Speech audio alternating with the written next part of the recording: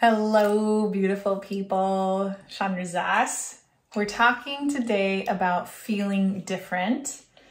And my little Kalista is here with me, my little beautiful daughter. And I wanted to make a video for you guys talking about the feeling of feeling different. Welcome! Here is your hostess and coach, Chandra Zas, helping people make food and mood changes doable without missing out. Go ahead, high five that like button, subscribe and share while you're there. Do you remember what you came home from school today and told me about? Eating pasta. Eating pasta. Because all the other kids are eating pasta, right? And you? Are you eating pasta? No. So this is like a really, really common thing that comes up with eating nourishing foods, choosing healthy or healthy, not having the pasta and the cakes and all of the foods that are extremely normal. In case you're wondering, she's purposely not on the video camera because we have a social media thing that we want to protect her privacy and not have her on social media. So she's here, but not in the camera. You can hear her sweet little voice and she's munching on cashews right now.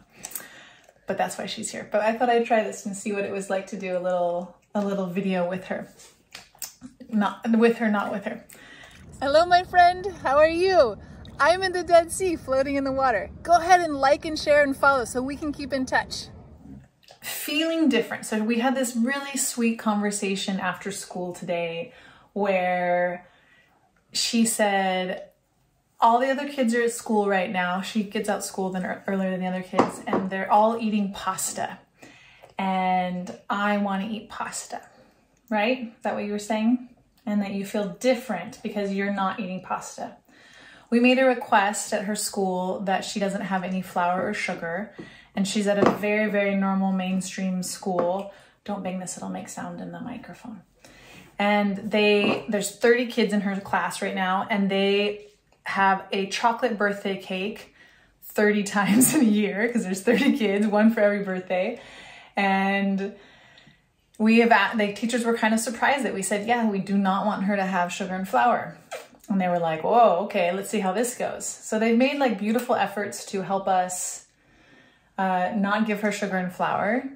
So she is having the experience that a lot of my clients have where she feels different. She's not eating what everybody else is eating. And this is a really common place to get stuck in food changes, in really sticking to eating nourishing foods.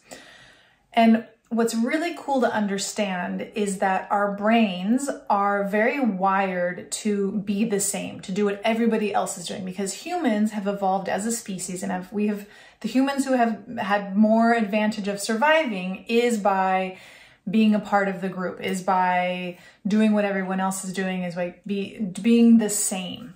So to be different means potential loss of life, to not survive. If we're not the same,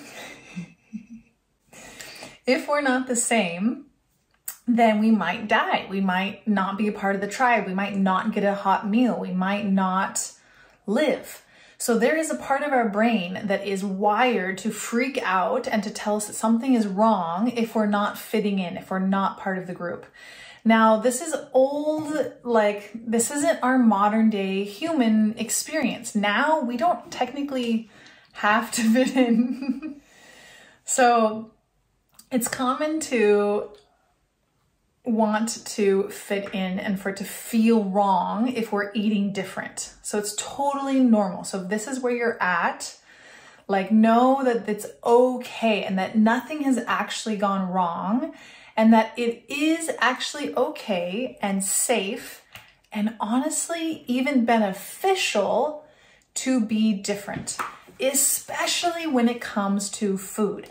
What has happened in our modern Western world with food and processed foods and sugars and flours and alcohol being every day, all day available and even over-offered and overindulged in is we have health problems. And this is why we have health problems, is because of this. So in order to solve for these health issues that are food-based and diet-based, we have to be able to feel different and know that nothing has gone wrong. And maybe even that something is going right, that we're actually on the right path if we're doing something different than everyone around us.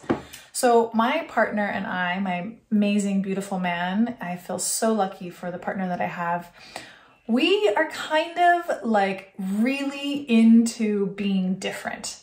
We're really into eating different than everybody. Like we're into setting the norm for both of our families who do not eat like us. They both eat normal food. We are like the weirdos who serve and bring and insist on all the vegetables.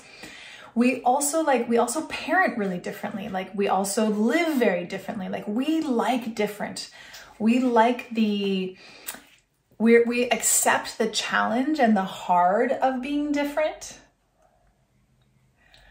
And we embrace the being different. And one of the best ways that it serves us is in our food, is in our diet choices. Like we are super committed to just being different and being different to the point that it's so okay. You're in the video again.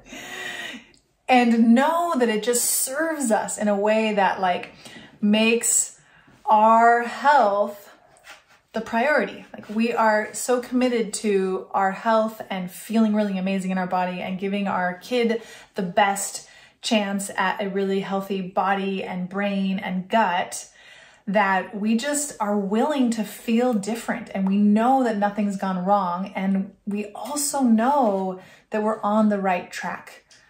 And so I want to offer this to you if the social, and I actually have an entire module in my program about social food events. And really the core of it is this noticing that it feels really weird and wrong and bad to eat differently, and that it's okay, and that it is actually something that really serves our health and our well-being and our kids' well-being.